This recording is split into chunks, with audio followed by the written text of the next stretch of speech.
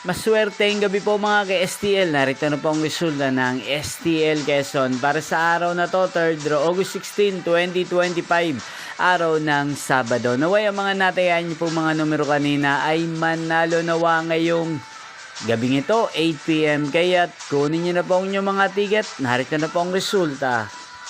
Ang mga numero nanalo sa STL Quezon ngayong gabing ito, August 16, 2025.